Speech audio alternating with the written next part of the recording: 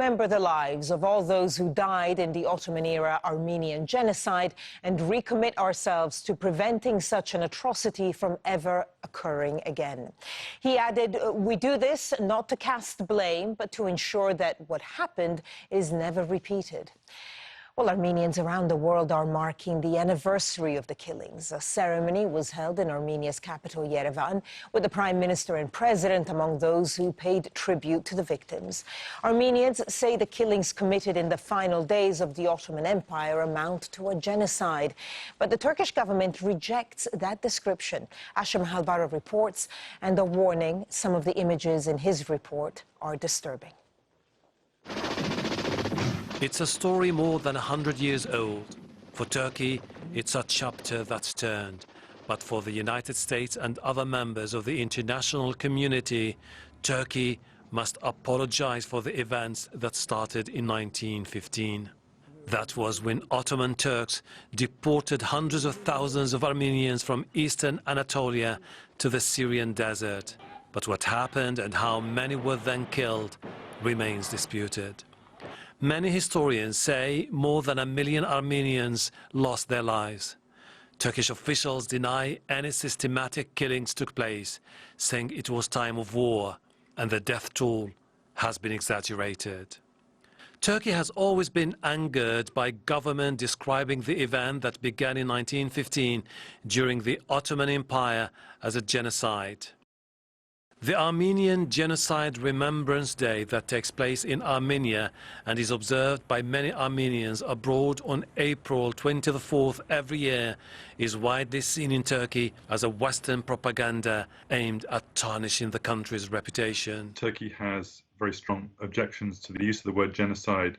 They see it as linking them to the Holocaust, even though these are two separate atrocities 30 years apart, so that's not really the case. They also worry about some kind of legal claims against them, but again, these are tragic events that occurred more than 100 years ago, so that's very unlikely. The announcement by Biden comes at a delicate moment in US-Turkish relations.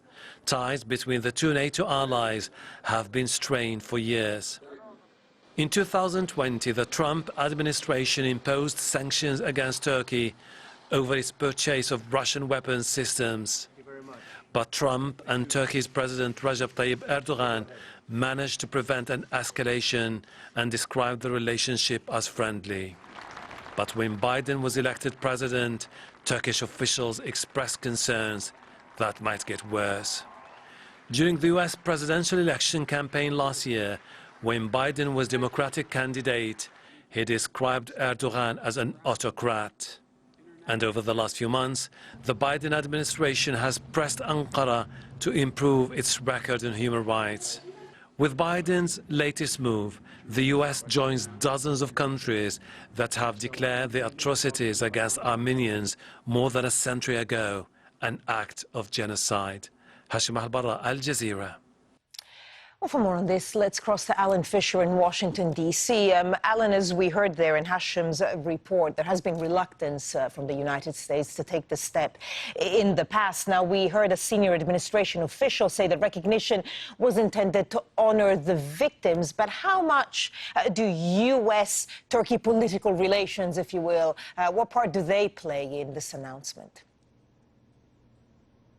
Well, we know that other presidents have thought about this. Ronald Reagan came the closest to it back in 1981. And you can see from the language in this statement that Joe Biden and this administration doesn't really want to upset Ankara too much. They talk about how this is an Ottoman-era genocide, how it's not to cast blame, and how both sides should look to the future. But the reality is that the US and Turkey relations have been weak for the last couple of years. There's certainly no love lost between Joe Biden and President Erdogan. There were tense relationships when when Joe Biden was vice president during the Obama administration, and the two didn't get on terribly well. Perhaps Joe Biden feels slightly emboldened that he can take this step now because Turkey is in a slightly weaker economic position, that they're not likely to announce any huge backlash. They may talk about it, but really economically they can't really hurt the United States. And we know that Joe Biden, 1 year ago, on the 24th of April last year, when he was then candidate Biden, said that he was going to take this step. And he would perhaps have been emboldened by the fact that both the House and the Senate, in a bipartisan nature, back in 2019, actually called this a genocide as well. So add all of that to the fact that the biggest Armenian diaspora in the world is in the United States, and particularly in Southern California. Joe Biden obviously felt that this was a good time to make the move, to honour a promise that he made, and also believing that the backlash from Turkey might not be so big.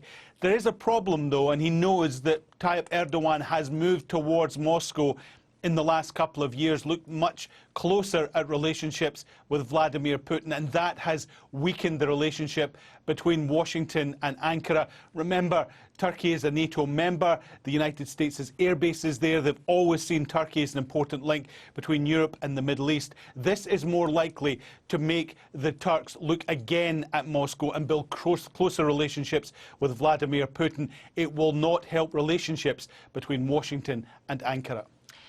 Alan Fisher with the latest on that from Washington, D.C. Alan, as always, thank you. Well, the Armenian leader, Nikol Pashinyan, has welcomed the move, calling it an important day for all Armenians. He says the U.S. has once again demonstrated its unwavering commitment to protecting human rights and universal values. But unsurprisingly, Turkey's Foreign Minister Mevlut Cavusoglu rejected Biden's statement, saying words cannot change or rewrite history. Sinem Kosoglu has more now from Istanbul. We see that Turkish officials find the statement as void and null. And according to Turkish Foreign Ministry and other Turkish officials, the statement by President Biden has been made under the pressure of what the statement says, radical Armenian circles. Basically, Turkey believes that President Biden made this decision based on the Armenian lobby's pressure on the politics inside the United States. That's why they say that the statement doesn't have any scholarly or legal basis. There is no evidence, the officials say. And with regards to the events of 1915, none of the conditions required for the use of the term genocide that is strictly defined in international law are met. Basically, Turkey sees Joe Biden's statement as a political statement, which is based on populism to save the day. The relations have been strained after United States policy to cooperate with the Kurdish fighter groups in Syria after the Syrian uprising, because those Syrian Kurdish fighter group is linked to the outlawed Kurdistan Workers' Party for Turkey, and that's why Turkey has rejected the cooperation between an armed group and the state, which is United States. For Turkey, it's a populist decision, but of course, how the relations will prevail from now on, it is an unknown, but things will be much more difficult between Washington and Ankara.